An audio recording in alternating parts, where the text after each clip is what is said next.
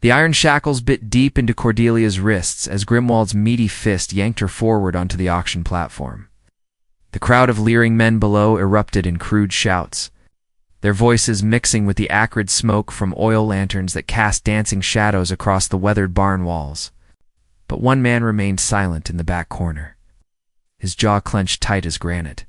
Raven Coldheart had ridden into Deadwood Creek searching for cattle thieves. Not witnessing human trafficking disguised as a debt auction, steel-gray eyes locked onto the girl's defiant amber gaze as she stood tall, despite her chains. Her torn calico dress unable to diminish the fierce pride radiating from her slight frame. "Gentlemen," Grimwald's voice boomed over the rabble. "This here's prime merchandise. Young, strong, and spirited enough to break proper." He grabbed Cordelia's chin roughly, forcing her face toward the crowd. "Bidding starts at $50. Cordelia spat in his face. The backhanded slap that followed echoed through the barn like a gunshot. Blood trickled from her split lip, but her eyes blazed with unbroken fury. Raven's hand instinctively moved to his Colt .45, his knuckles white. Against the worn leather grip, feisty one, ain't she? Grimwald wiped spittle from his scarred cheek with a yellow-stained sleeve. $100 to whoever can tame this wildcat first. The bidding erupted into a frenzy. Raven watched in disgust. As merchants, ranchers, and drifters threw money at human misery, his mind raced through possibilities. He could outbid them all, but that would only fuel this vile trade. He needed a different approach. $200, shouted a grizzled prospector, missing half his teeth. $250, countered a fat merchant, whose silk vest strained against his bloated belly. Cordelia's gaze swept the crowd, searching for something. Escape, mercy, death perhaps. When her eyes met Raven's, time seemed to freeze. In that instant, he saw not just her terror beneath the bravado, but something deeper. Recognition. Hope. As if she somehow knew he was different from these vultures. 300. The voice belonged to Silas Morgrim, the territory's most notorious brothel owner. His gold teeth glinted in the lamplight as he leered at Cordelia, like she was already his property. Raven's decision crystallized like morning frost. He stepped forward through the crowd, his spurs jingling against the packed dirt floor. Men parted. Before him, some recognizing the dangerous calm in his weathered face. Others simply intimidated by his imposing 6-foot frame and the twin colts riding low on his hips. "The girl's not for sale," he announced, his voice cutting through the noise like a blade. Grimwald's cruel laughter filled the barn. "Says who? Stranger? This here's a legal debt auction. The girl's daddy owed me $500 for he got himself shot dead. She's mine now, bought and paid for." Raven's hand settled on his gun, but then I'll pay his debt. "Too late for that," Grimwald sneered. "Auction's already started. Highest bidder takes her, and old Silas there's got deep pockets." The crowd pressed closer, sensing violence brewing. Cordelia's breath came in shallow gasps as she realized this stranger might be her only salvation, or just another wolf in different clothing. 500, Raven stated flatly. Morgrim's eyes narrowed. 600. 1,000. The barn fell silent except for the crackle of burning lamp oil. Morgrim's face purpled with rage, but even his greed had limits. Grimwald's piggy eyes gleamed with avarice as he hefted his gavel. "Going once the auction ends now," Raven interrupted, drawing his Colt in one fluid motion, the metallic click of Raven's hammer cocking. Back echoed through the suddenly silent barn. 50 pairs of eyes fixed on the gleaming barrel aimed directly at Grimwald's black heart. The auction master's face drained of color, his gavel trembling in his sweaty grip. "Hold on there, Mr. Grimwald stammered, raising his free hand. "This here's a legal proceeding, you can't just legal." Raven's voice carried the chill of a mountain winter. "Show me the papers. Show me the court order. Show me anything that makes slavery legal in this territory." Murmurs rippled through the crowd. Several men began backing toward the exits, recognizing the deadly calm of a professional gunfighter. Others fingered their own weapons, calculating odds and choosing sides. Cordelia watched this mysterious defender with growing amazement. His presence commanded the room like a force of nature tall lean. with silver threading through his dark hair and scars marking his hands. This was no mere cowpoke, but a man who'd seen violence and dealt it when necessary. The girl's daddy. Signed papers? Grimwald protested, desperation creeping into his voice. Legitimate debt. Dead men don't rack up gambling debts, Raven replied coldly. And daughters don't inherit their father's sins. Release her. Now Silas Morgrim chose that moment to draw his hideout gun, a pearl-handled derringer that glinted in the lamplight. Nobody threatens my business ventures, he snarled. Raven's second Colt appeared as if by magic, both barrels trained on different targets. The crowd collectively held its breath. Cordelia had never seen anyone move so fast, smooth as flowing water. Your move, gentlemen, Raven said quietly. The tension stretched taut as a bowstring. Then Grimwald made his fatal mistake. Instead of reaching for the key to Cordelia's shackles, his hand darted toward the sawed-off shotgun hidden beneath his podium. Raven's first shot took him center mass, spinning him around like a child's top. The second punched through Morgrim's heart before the fat man could pull his trigger. Both bodies hit the ground within seconds of each other. Chaos erupted. Men dove for cover behind overturned tables and feed barrels. Some drew guns, while others stampeded for the exits. Few of Grimwald's thugs opened fire, muzzle flashes strobing through the smoky air. Raven moved like a ghost, rolling behind a wooden post as bullets splintered the air where he'd stood. His Colts barked in measured rhythm, each shot finding its mark. Years of riding with the Texas Rangers had honed his skills to deadly perfection. The key, he shouted to Cordelia above the gunfire. Where's the key? She pointed toward Grimwald's twitching corpse, his vest pocket. A bearded giant wielding a rifle lunged from behind a grain sack, leveling his weapon at Cordelia. Raven's bullet caught him between the eyes before he could fire. Another thug tried circling around the platform's far side, only to meet the same fate. The gunfight lasted less than 2 minutes. When the smoke cleared, 6 men lay dead, and the rest had fled into the night. Raven holstered his weapons and strode to Grimwald's body, fishing the iron key from the dead man's blood-soaked vest. His hands were surprisingly gentle as he unlocked Cordelia's shackles.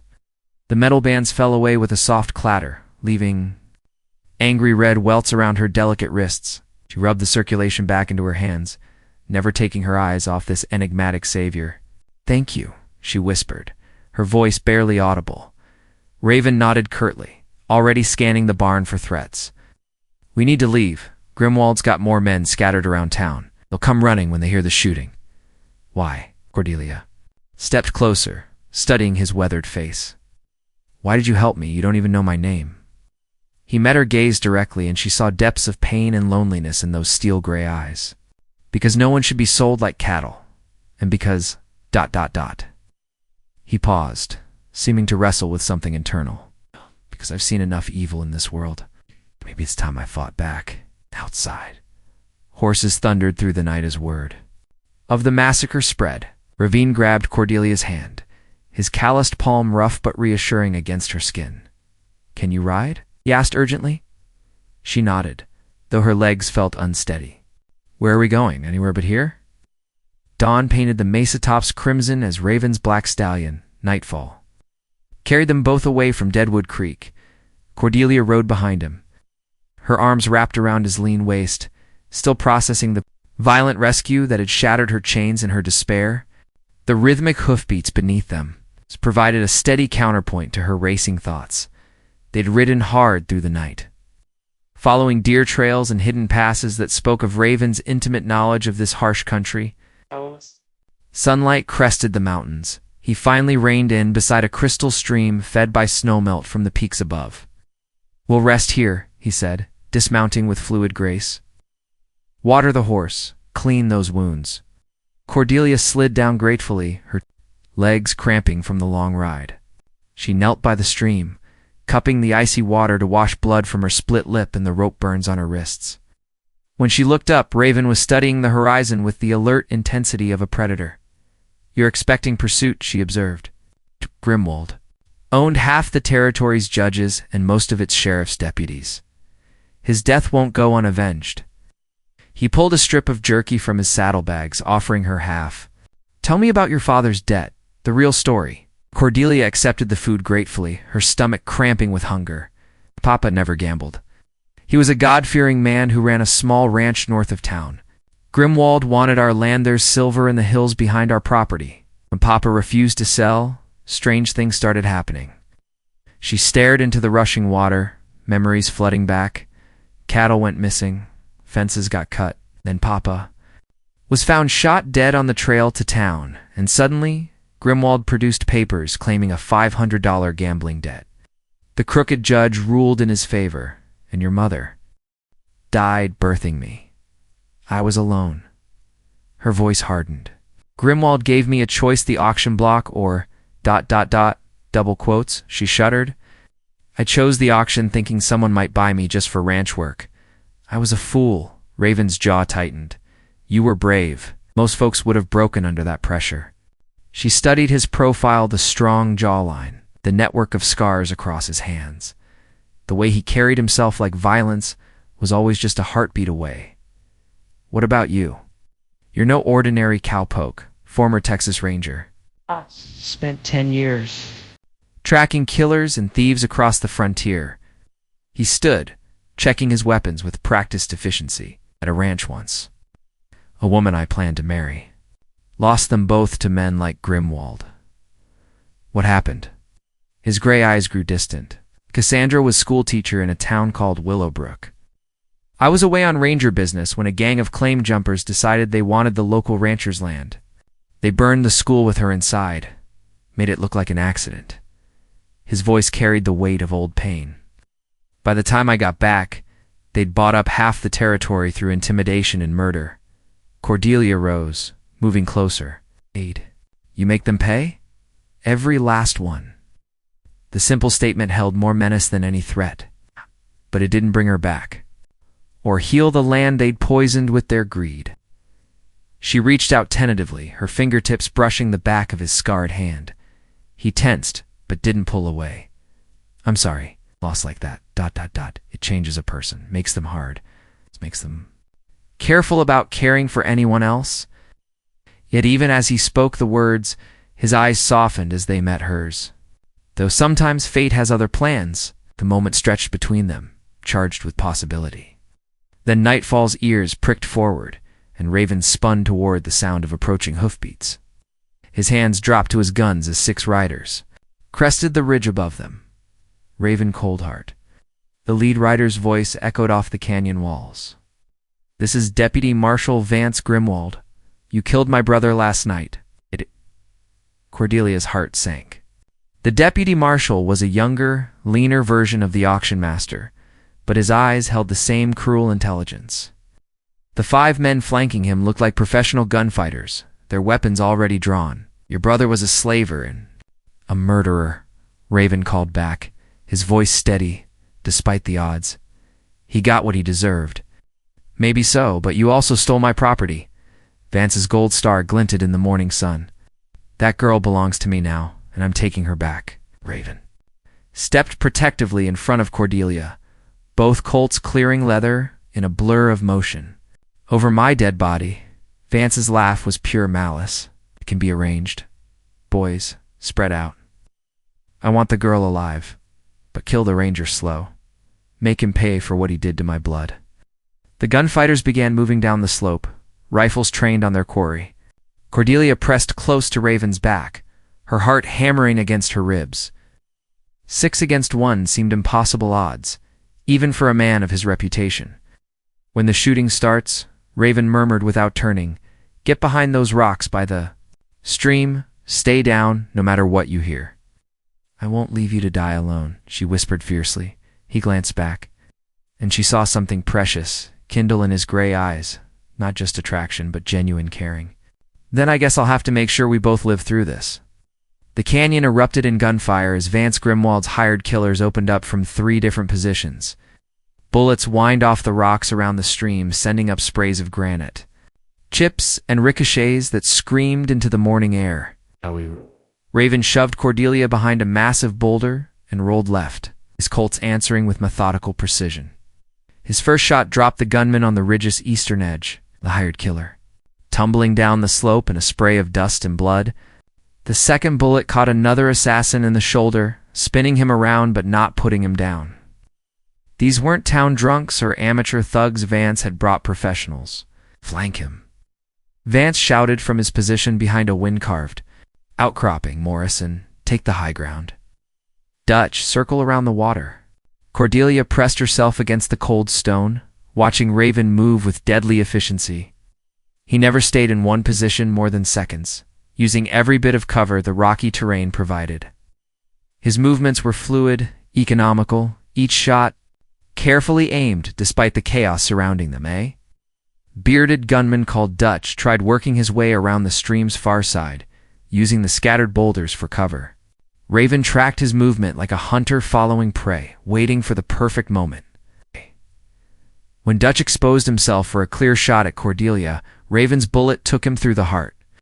For left, he called to her, ejecting spent shells and reloading with practiced speed. But the remaining killers had learned caution. They kept a hard cover, taking pot shots when opportunities presented themselves, slowly tightening the noose around Raven's position. Morrison had gained the high ground on a rocky shelf 30 feet above, his rifle commanding a perfect view of the entire battleground. Give it up, cold heart. Vance's voice echoed off the canyon walls. You're outnumbered and outgunned. Surrender the girl, and I might let you ride away. Not happening, Raven replied, punctuating his refusal with 2 quick shots that forced Von Stipa behind his shelter. Cordelia's mind raced as she watched the tactical situation develop. These men were systematically eliminating Raven's options, boxing him in like wolves surrounding a lone elk. She couldn't just cower behind this rock while he died protecting her. Her eyes fell on a loose chunk of granite, about the size of her fist. It wasn't much, but maybe.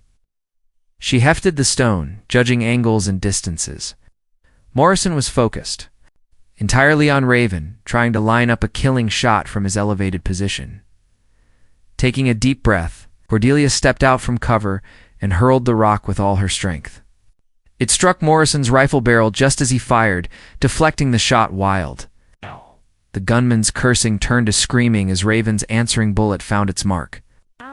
Surprising herself with her own boldness, Raven flashed her a quick grin that transformed his entire face. Good thinking, but stay down, this isn't over yet. He was right. The surviving gunmen adapted quickly, laying down covering fire while they repositioned for a final assault. Bullets rang off the boulder, sheltering Cordelia like deadly hail, forcing her to press herself flat against the ground. Then she heard something that made her blood run cold, the sound of spurs jingling on stone, coming from directly behind her position. One of them had somehow circled around during the firefight, approaching through a narrow gully she hadn't noticed. Well, came a gravelly voice thick with tobacco juice. Looks like I found me a prize. Cordelia spun to find herself staring down the barrel of a sawed-off shotgun held by a gap-toothed killer with prison tattoos covering his arms. His eyes held the flat, emotionless stare of a man who'd killed often and enjoyed it. Raven. She screamed. The warning saved her life. Raven spun and fired in one motion, his bullet taking the assassin through the throat before he could pull his triggers. But the momentary distraction cost him. Vance Grimwald rose from cover with a rifle already aimed and ready. Time seemed to slow as Cordelia watched the deputy marshal's finger tighten on the trigger. Raven was caught in the open. His attention, divided between multiple threats, was no way he could turn and fire before Vance's shot found its mark. Without thinking, Cordelia lunged forward, her hands closing around the dead gunman's fallen shotgun. The weapon was heavier than she'd expected, the twin barrels wavering as she tried to aim. She'd never fired a gun in her life, but desperation steadied her hands. The shotgun's roar was deafening in the confined space. The recoil knocked her backward into the rocks, but her wild shot accomplished its purpose. Vance's rifle flew from his hands as buckshot peppered the stone around him, forcing him to dive for cover. Last one. Raven shouted, advancing with both Colts trained on Vance's position. But the deputy marshal wasn't finished. He pulled a hideout gun from his Buddha small-caliber pistol that would be worthless at long range, but deadly up close. Raven saw it coming and dove aside, but not quickly enough. The bullet creased his left shoulder, spinning him around and sending one of his Colts flying. Vance rose from cover with a triumphant snarl. His smoking pistol trained on Raven's chest. "Should have minded your own business, Ranger. Now you're both going to pay for my brother's death." Cordelia still clutched the shotgun, but she could see one barrel had been damaged by her wild shot. The weapon was useless now. She watched helplessly. As Vance Grimwald prepared to execute the man who'd saved her life, "Any last words?" Vance asked, savoring the moment. Raven met his eyes without flinching. "Just one duck." Vance Grimwald's head snapped around at Raven's warning, but confusion cost him precious seconds. The sound that had caught Raven's trained ear came thundering around the canyon, bent dozens of hoofbeats echoing off the stone walls like an approaching avalanche. "What the hell?" Vance began. Then his face went pale as the first riders appeared. They wore the distinctive blue uniforms and campaign hats of the U.S. Cavalry, led by a grizzled captain whose weathered face showed the same kind of hard experience that marked Raven. Sabers glinted in the morning sun as 20 mounted soldiers spread out across the canyon floor, rifles trained on the deputy marshal.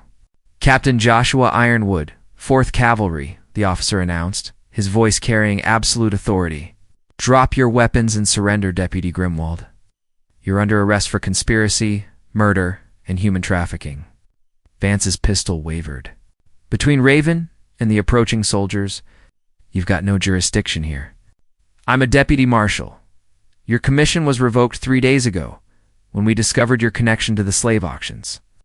Captain Ironwood interrupted. "Along with warrants for your arrest and that of your late brother. It seems someone's been sending detailed reports to the territorial governor about activities in Deadwood Creek."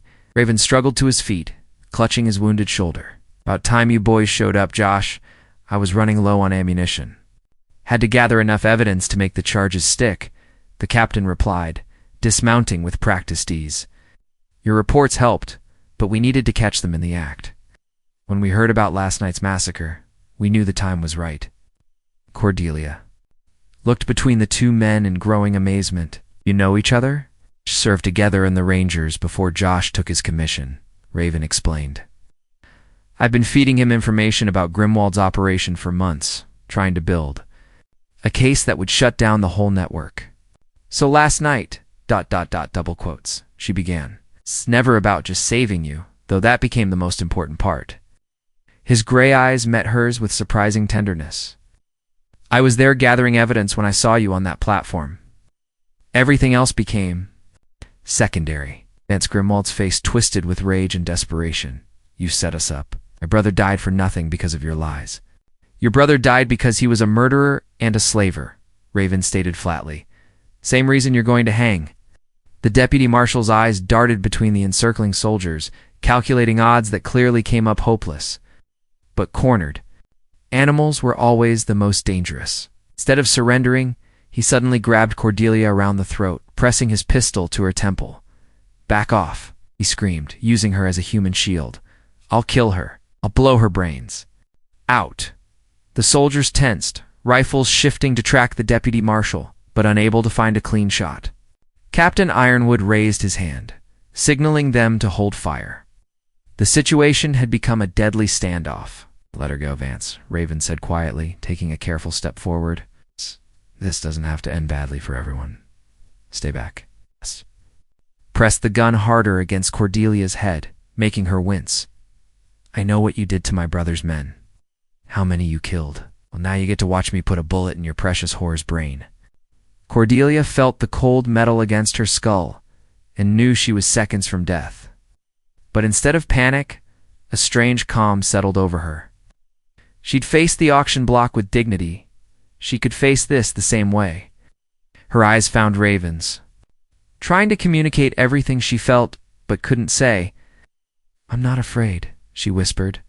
Something shifted in Raven's expression. The careful control he'd maintained throughout the gunfight cracked, revealing the depth of feeling he'd been holding back. In that moment, Cordelia realized the truth. He'd fallen in love with her just as she'd fallen in love with him. "Neither am I," he replied. And she saw the plan forming in his steel-gray eyes. Vance was so focused on his hostage and the surrounding soldiers that he didn't notice Raven's remaining Colt sliding smoothly from its holster. The movement was subtle, almost casual, disguised by the angle of his wounded arm. "You want to make a deal?" Raven asked, his voice steady despite the circumstances. "My life for hers? I'll drop my gun and walk over there. You can shoot me in front of all these witnesses. Let the girl go first." Captain Ironwood opened his mouth to protest, but Raven's sharp glance silenced him. Vance's eyes lit up with savage anticipation.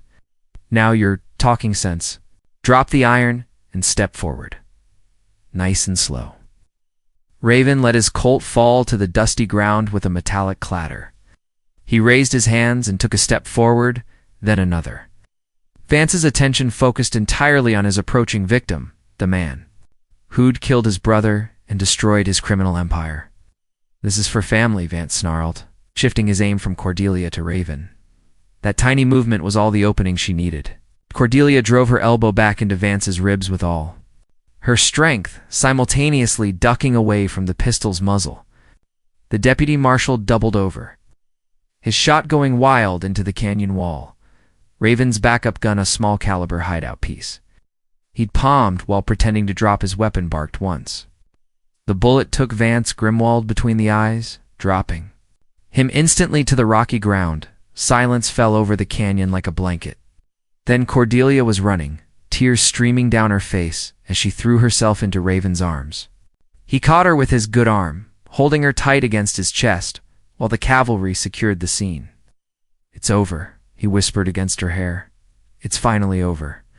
But even as he spoke the words, both of them knew this was really just the beginning. 3 months later, autumn painted the aspen groves gold around Raven's rebuilt ranch in the Sweetwater Valley. The property sat nestled between rolling hills and a crystal stream. Far from the corruption and violence that had brought them together, Cordelia stood on the wide front porch, watching her husband work with the new horses in the breaking corral. Husband? The word still sent warmth coursing through her whenever she thought it. They'd been married by a circuit preacher 2 weeks after Vance Grimwald's death, with Captain Ironwood and half the 4th Cavalry serving as witnesses. It had been a simple ceremony under the open sky, but Cordelia couldn't have imagined anything more perfect. The legal proceedings had been surprisingly swift. Grimwald's criminal network collapsed once the army seized his records, revealing corruption that reached into the territorial capital. Dozens of arrests followed, including 3 judges and a senator. Most importantly, Cordelia's father's land was returned to her along with compensation for the illegal seizure and her ordeal. She'd sold the property immediately, using the money to help Raven rebuild his dream. This ranch represented a fresh start for both of them, a chance to put the darkness of their past behind them and build something beautiful together. "Mrs. Coldheart," called a familiar voice from the trail leading up from town. "You've got mail." Cordelia smiled as young Timothy Bradshaw rode up on his spotted pony, the 14-year-old serving as the valley's unofficial postal delivery service. His weekly visits had become one of her favorite traditions, bringing news from the outside world and letters from new friends they'd made. "Thank you, Timothy," she said, accepting the bundle of letters and newspapers. "Would you like some fresh apple pie? I just pulled it from the oven." The boy's eyes lit up. "Yes, ma'am." "Nobody makes pie like you do?" While Timothy devoured his slice at the kitchen table, Cordelia sorted through the mail. Most of it was routine correspondence from cattle buyers, invitations to church socials, and a letter from Captain Ironwood updating them on his latest assignments. But one envelope made her heart skip with excitement. The return address read, Territorial Governor's Office, Capital City. "Raven," she called through the open window. "You need to see this." Her husband looked up from the horse he was gentling, his gray eyes questioning across the distance. 3 months of peaceful ranch life had worked wonders on him. The hard edges had softened, replaced by an easy confidence she found incredibly attractive. The silver in his dark hair caught the afternoon sunlight as he strode toward the house. "What is it?" he asked, stepping onto the porch and wiping his hands on a towel. Cordelia held up the official envelope. "From the governor? It looks important." Raven's expression grew serious as he broke the wax seal and unfolded the letter. His eyes moved quickly across the page, and Cordelia watched his face change surprise, then something that might have been pride. "Well," she prompted impatiently. They're offering me a position, he said slowly. Chief Marshal for the territory. Apparently, my work bringing down the Grimwald organization impressed some people in high places. Cordelia's heart sank.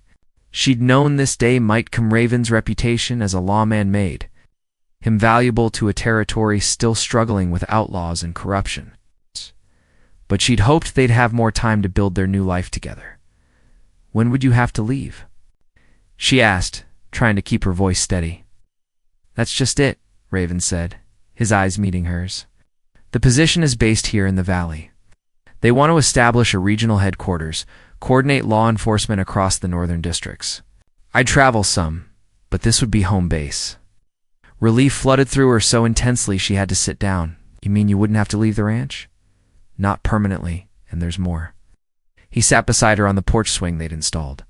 Just last week, salary is enough to hire ranch hands, maybe expand the herd. We could build the kind of spread we've been dreaming about. Cordelia studied his face, reading the conflict there. But you're not sure you want it? Spent 10 years carrying a badge, Cordelia. 10 years of violence and death and never knowing if I'd make it home alive. I thought I was done with all. That, she took his scarred hands in hers, feeling the calluses from recent ranch work alongside the older marks of gunfighter's trade. What changed your mind about a peaceful life? You did? His answer was simple, direct. When I saw you on that auction platform, something inside me woke up that I thought was dead forever. The need to protect, to fight for something worthwhile.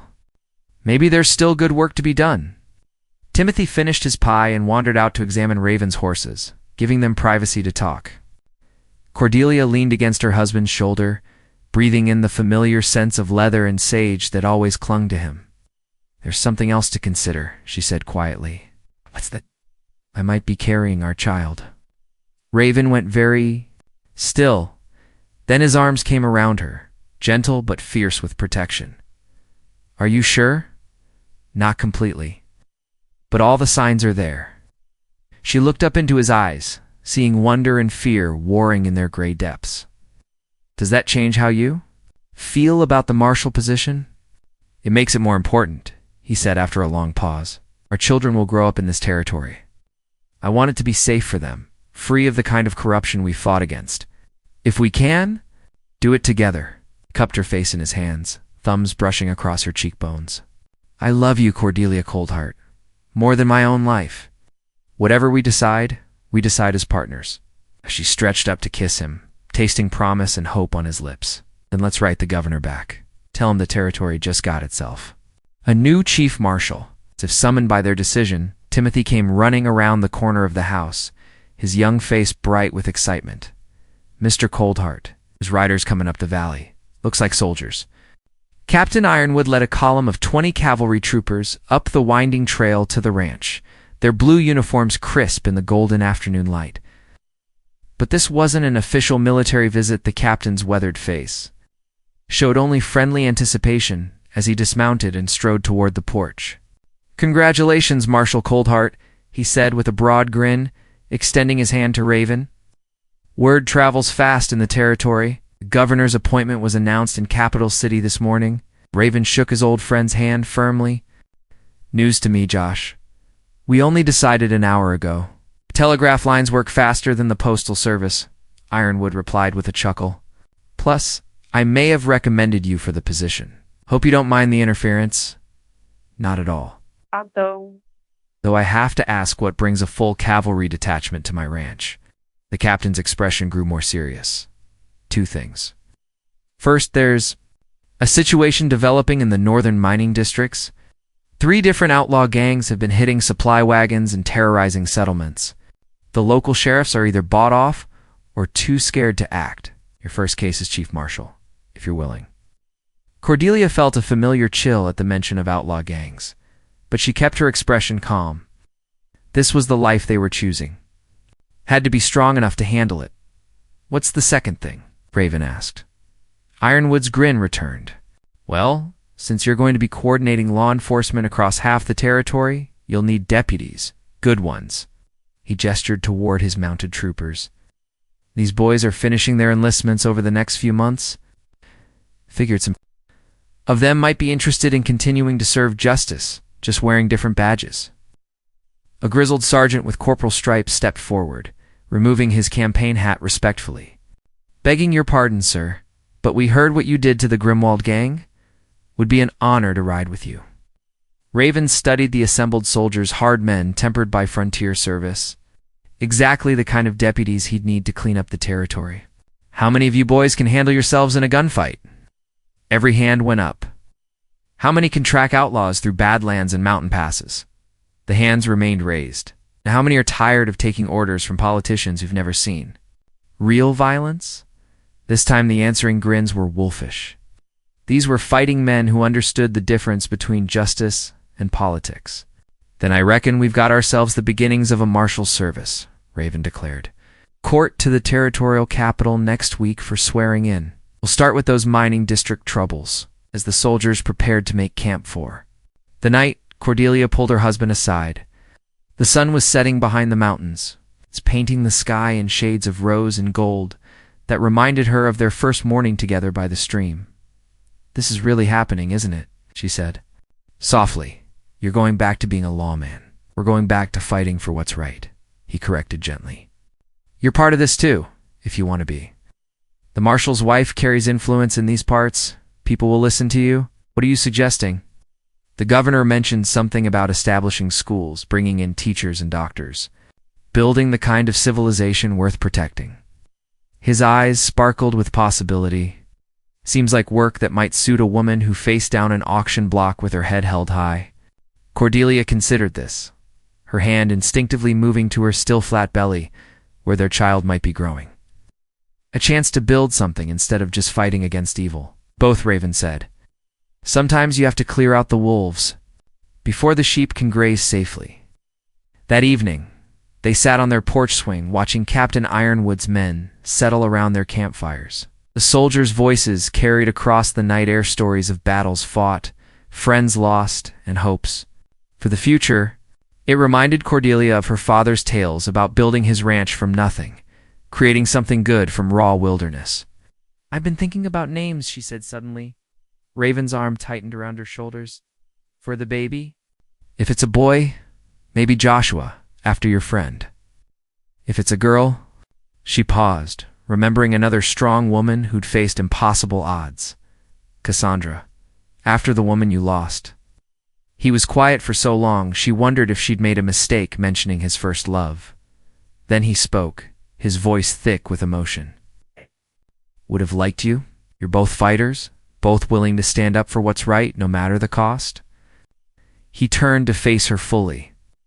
"But I want our daughter to have her own name, make her own legend. What about Aurora? Like the dawn a new beginning after the darkest night." "Aurora Coldheart," Cordelia murmured, testing the sound. "I like it. Strong but beautiful. Like her mother."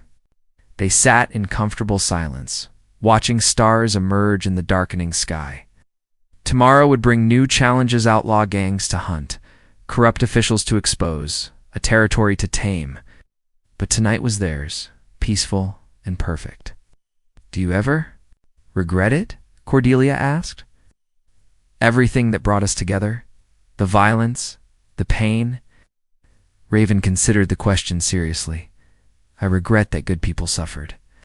I regret that it took so much blood to bring justice. But regret meeting you? Never. Everything I lost, everything I went through, it all led me to that barn in Deadwood Creek. To you, even if our children grow up knowing their parents' story. That their father killed men and their mother was almost sold like property. Especially then," he said firmly, "they'll know that evil exists in this world, but they'll also know that good people can fight back and win. That love is stronger than hate, and justice is worth any sacrifice." A shooting star blazed across the heavens, brief but brilliant against the darkness. "For the love that had saved them both? What happens now?" she asked. "Now we build something beautiful," Raven replied, his voice full of quiet determination. "Family, a community, a place where children can grow up safe and free, where no one gets sold on auction blocks and justice isn't something you buy from corrupt officials. Together, always together." As if to seal their promise, a gentle breeze stirred the autumn leaves around their porch. carrying the scent of wood smoke and approaching winter. But inside Cordelia's heart, it felt like spring full of new growth and infinite possibility. 6 months later, Chief Marshal Raven Coldheart's reputation had spread across 3 territories. His deputy marshals, led by the former cavalry sergeant, now known as Deputy Marshal Coric Steele, had broken up 5 major outlaw gangs and restored order to the mining districts. More importantly, they'd done it with minimal bloodshed. Proving that justice didn't always require violence, Cordelia had indeed been carrying their child. Aurora Rose Coldheart was born on a snowy December morning, arriving with her father's gray eyes and her mother's stubborn chin. The territorial governor himself attended the christening, officially dedicating the new federal courthouse that had been built in Sweetwater Valley. The auction barn in Deadwood Creek was torn down and replaced with a school. Cordelia served on the board of trustees, ensuring that no child in the territory would grow up without education and opportunity.